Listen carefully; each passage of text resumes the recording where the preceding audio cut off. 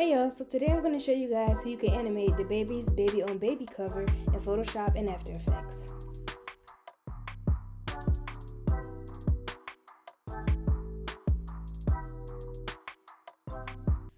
So we're starting off here in Photoshop. So here I got this cover from online. You can find it on Google or genius.com. So first what you need to do is make duplicates of the cover. So we need to make enough duplicates for the background, Dababy, and the baby. And then if you want to take out the parental advisory sign, make a duplicate copy for that. And then we're going to take this first layer and first we're going to cut out the baby. So we're going to use the quick select tool. You can go up at the top and use select subject, but it might not be perfect, so you can just go back and then just draw in where you want to select. And then you're going to want to go down and make a mask. And then you can repeat this process on a new duplicate layer, but select and mask Dababy.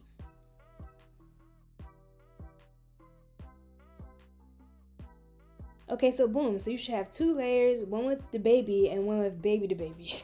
So now we need to go to the layer with Dababy, so big Dababy, and click the pencil and draw around Dababy. I know this is confusing, but just watch closely to what I'm doing. So you need to draw around with the pencil and make sure it's on path and not shape. So just watch me and follow what I'm doing.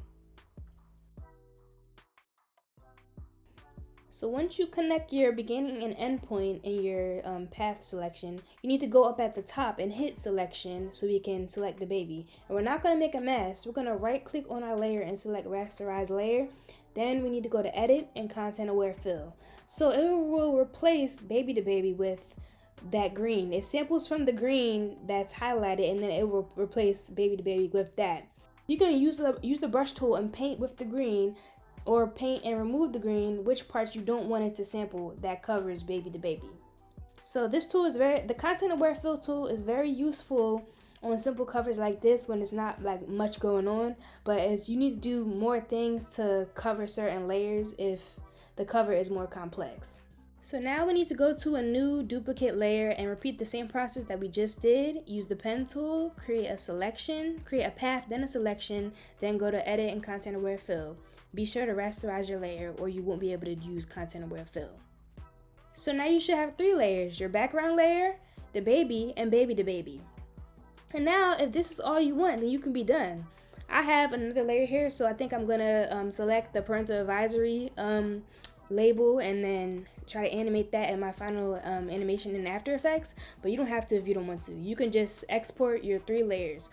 So now we're inside of Adobe After Effects. I imported all my layers and those are just my composition settings. You can pause the screen and follow those. And here I'm just showing how I changed the layer color to make sure I can see everything better. So the first thing we need to do is pre-compose our Dababy and Dababy layers. This will assure that when big Dababy moves, Dababy is moving right along with him.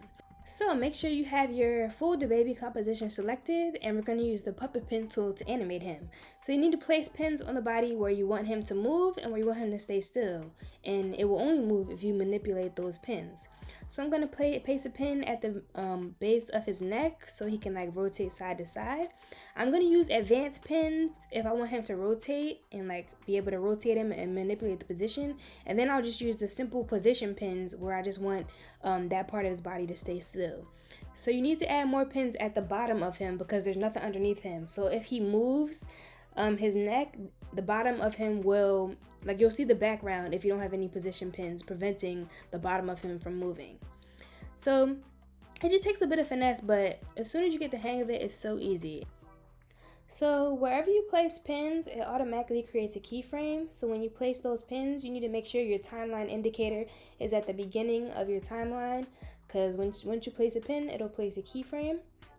So now we need to scroll down and move our timeline indicator a little further down and we can start manipulating the pins. So now I'm just manipulating the pins on his arms to move back and forth with his torso and neck as he moves. And so yes, you can customize the pin placements and movements to your liking. You don't have to follow exactly what I did if you don't want. It's all about getting creative and putting your own spin on things. So now that I have the pins where I want them, I'm going to copy my first pin keyframes and paste them so he goes back and forth. And then I'll kind of like manipulate the pins again later on down the timeline so he can go the other way. So you can, once you have your pins where you want them and like he goes back and forth or however you wanted to manipulate it, you can just select all your keyframes, right click, easy ease, and then copy the keyframes down the timeline for however long you want your animation to go for. So now we're back in our main composition, and I'm just scaling the Dababy composition up so he doesn't peek under the background. So now we're going to go into our full Dababy composition and animate baby Dababy.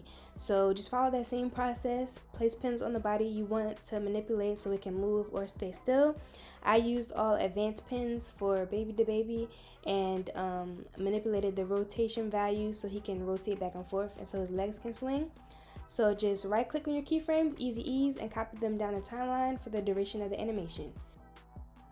So now we need to go back into our main composition and select all our composition layers to create a new composition. So you sandwich all your layers together to animate the full cover.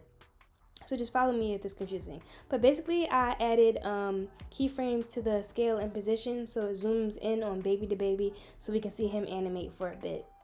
And yeah, that's pretty much how you animate Dababy's baby on baby album cover.